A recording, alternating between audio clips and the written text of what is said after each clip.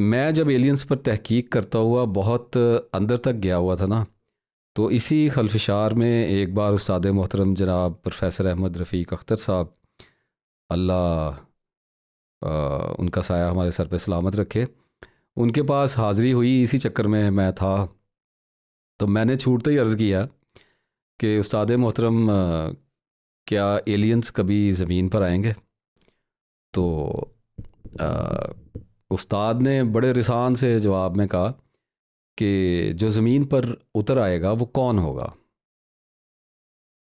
मैंने अर्ज़ किया कि सर एलियंस ही हो सकते हैं, और कौन हो सकता है? तो उस्ताद ने फरमाया कि वो तो ठीक है, लेकिन वो कौन होगा?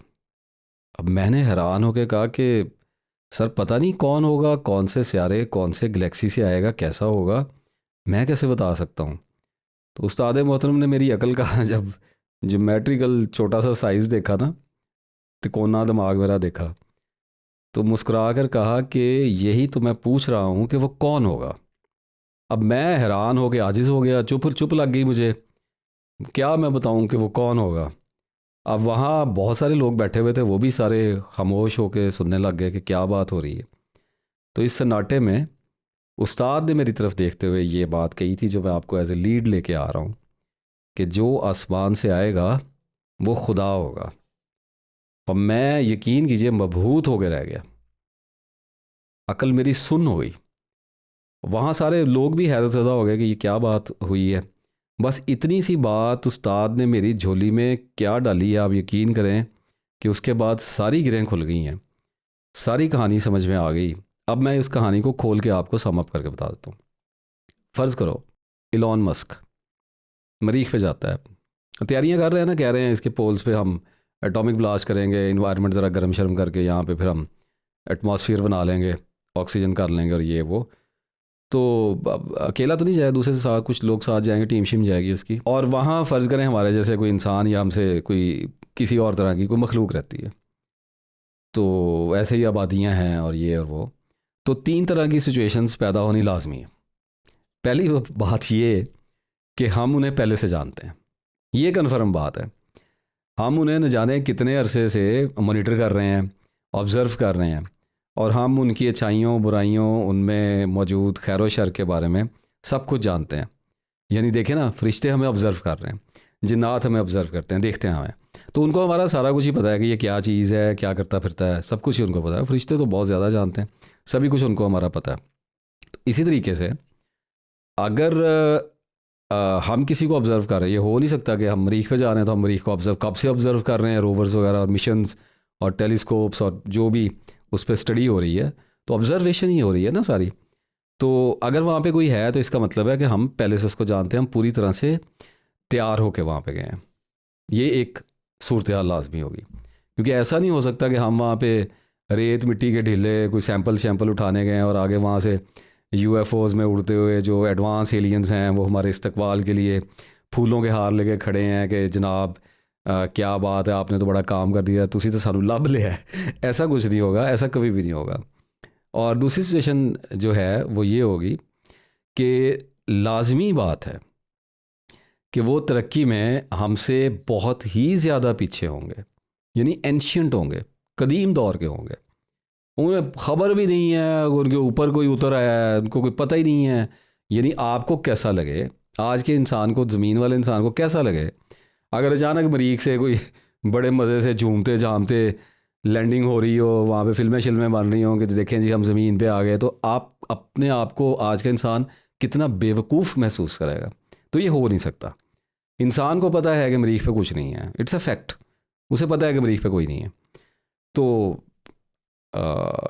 इतने कदीम दौर के ज़ाहरी बात है होंगे कि वो जो इतना पता नहीं चला सके कि उनके इर्द गिर्द उन जैसे सियारे पर ही एक मखलूक आबाद है जो न जाने कब से उन्हें ऑब्ज़र्व कर रही है, तोल रही है, परख रही है, वहाँ पे आने की तैयारियाँ कर रही है।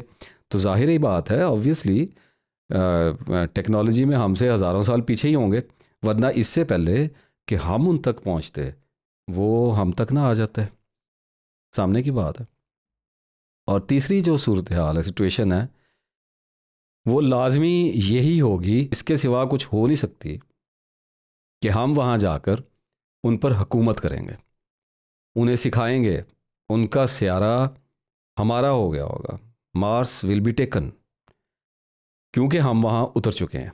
और वो सियारा ज़मीन से आने वाले एलियंस ने, जिनको इंसान कहा जाता है, फ़तह कर लिया है। अब इंसान जो हैं वो अरबों खरबों लगाकर, कई सालों की साइंसी तहकीक में सर खपाकर उस सियारे पर तबलीग करने या पिकनिक मनाने के लिए नहीं उतरे हैं। कोई मकसद होता है किसी काम का, एजेंडा होता है कोई। ये जो वही वाली बात होगी ना, अपने आप से झूठ बोलने वाली, जैसे अमेरिका बहादुर कहता फिरता है कि वो यहाँ पे दहशतगर्दी, वहाँ पे दहशतगर्दी, इंसानों की भलाई के लिए जंग करनी है। सबको पता है एजेंडा क्या होता है, सारी बगैरती की एक कहानी है और क्या होता है पीछे। तो हम इंसानों ने जो हाल इस दुनिया का किया है ना, वही हाल हम कायनात में जहाँ तक भी पहुँच सके हम करेंगे। केओस जो है वो हमारी नेचर है। ये तीन मैंने आपको सूरत हाल बताई है। ये तीनों लाजमी पूरी होनी ये शर्त है, इनके बगैर नहीं बात बनेगी हमारी। यहाँ कोई साथ वाले मुल्क का वो जहाज़ बगैर इजाज़त नहीं उतरने देता, और किसी के सियारे पे उतर जाना तो कोई बहुत ही बड़ी बात होगी।